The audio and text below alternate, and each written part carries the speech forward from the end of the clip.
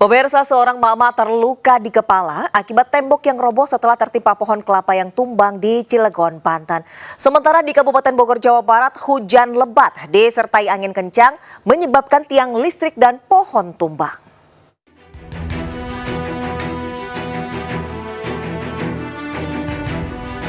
Dapur rumah warga rusak parah akibat tertimpa pohon kelapa yang tumbang di Kampung Cilodan, Gunung Sugih, Ciwandan, Cilegon. Bahkan akibat kejadian ini, Nike Yuni Safrinah, 45 tahun, terluka parah di kepala akibat tertimpa dinding dapur yang ambrol. Kejadian bermula saat korban tengah memasak di dapurnya. Tiba-tiba pohon kelapa yang sudah miring di belakang rumah ambruk dan menimpa dapur.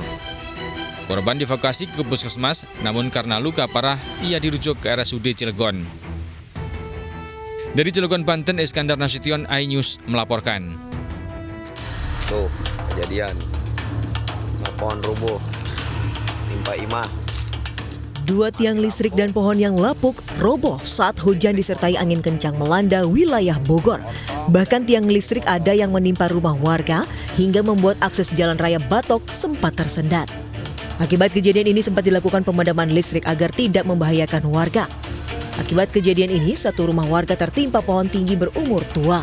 Padahal sebelum peristiwa terjadi, warga sempat memberi saran ke dinas dan pengurus wilayah terkait keberadaan pohon-pohon besar di wilayah permukiman setempat, namun tidak ada tindak lanjut.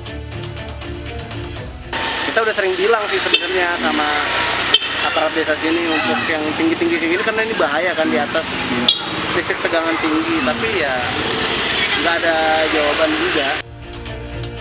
Beruntung tidak ada korban jiwa atas peristiwa pohon roboh, sementara pemilik rumah rugi puluhan juta rupiah. Warga berharap ada respon dari dinas terkait untuk penanganan lokasi tiang listrik yang ramah lingkungan. Dari Kabupaten Bogor, Jawa Barat, Iwan Setiawan, iNews melaporkan.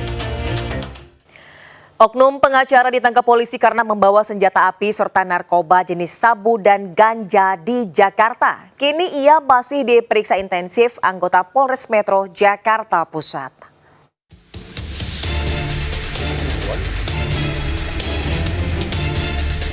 Polisi menggeledah rumah seorang pengacara di Jakarta. Satu persatu ruangan diperiksa petugas Reserse Kriminal Polres Metro Jakarta Pusat. Sebelumnya, pengacara berinisial S ini ketahuan membawa senjata api usai terlibat kecelakaan di kawasan Senen, Jakarta Pusat. Senjata jenis Makarov kaliber 7,65 mm itu diselipkan di pinggangnya. Sementara di dalam mobilnya, polisi menemukan senjata laras panjang, airsoft gun rakitan serta narkoba jenis sabu ganja, juga 9 butir obat keras. Oknum pengacara itu kini telah ditangkap dan diperiksa anggota Polres Metro Jakarta Pusat. Ia pun telah ditetapkan sebagai tersangka kasus kepemilikan senjata api ilegal dan narkoba.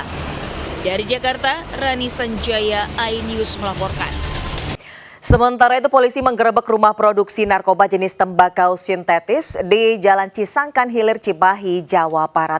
Dari penggerebekan, polisi menangkap pelaku yang juga berprofesi sebagai chef hotel bintang 5. Seorang pengedar dan produksi tembakau sintetis digerebek di sebuah rumah Jalan Cisangkan Hilir, Kelurahan Padasuka, Cimahi Tengah. Saat digerebek, SH diminta menunjukkan bahan cairan bibit narkotika yang dikemas dalam botol spray. SH ditangkap bersama dua rekannya, AP dan MR. Hasil pemeriksaan, dua pelaku merupakan chef atau juru masak hotel bintang 5 di Bandung Barat.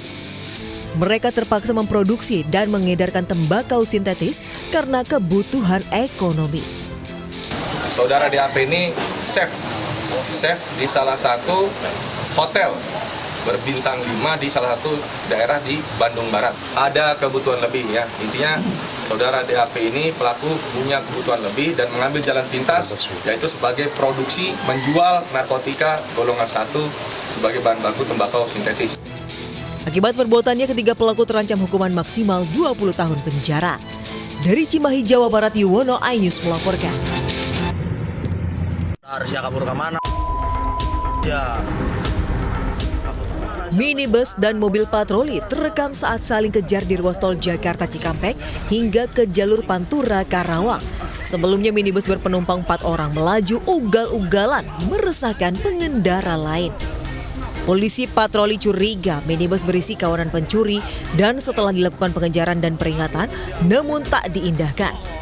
Akibat minibus melaju tak terkendali, lalu menabrak sejumlah kendaraan lain dan terhenti usai menabrak truk kontainer di Jalan Raya Pantura Jatisari, Balongandu. 4 pelaku yang berada di dalam mobil diamankan, di mana 2 diantaranya terluka parah.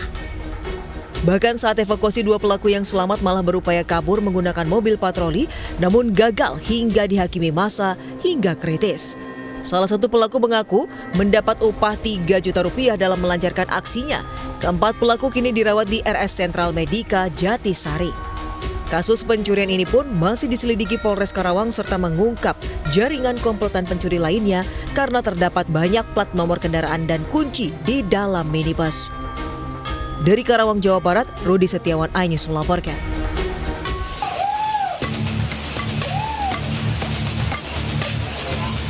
Akibat diguyur hujan deras, banjir bandang menerjang ratusan rumah warga di 4 kecamatan di Kabupaten Cianjur, Jawa Barat, Sabtu malam.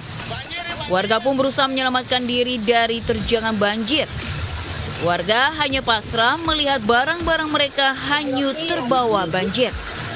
Selain rumah, sejumlah kendaraan motor maupun mobil terseret arus banjir hingga sejauh 50 meter. Akses jalan perumahan pun ikut terendam banjir sehingga sulit dilintasi kendaraan. Pasca banjir surut, sejumlah warga di Kampung Puncak Manis, Desa Selajambe, Kecamatan Sukaluyu, sibuk membersihkan material sampah dan lumpur. Warga juga memindahkan perabotan yang bisa diselamatkan dari terjangan banjir. Ketahuan tiba-tiba gitu, jadi pas neok ke sini lah, kok air udah tinggi gitu. Ya elektronik nggak sempet ya ini juga nih. Nggak bisa, jangan kan nyelamatin ya paling anak kecil terus yang ingat aja lah sih. Saat ini warga yang rumahnya terdampak terpaksa mengungsi ke rumah kerabat atau tetangga. Sementara BPBD masih terus mendata jumlah korban akibat bencana banjir tersebut. Dari Cianjur, Jawa Barat, Budi Setiawan, iNews melaporkan.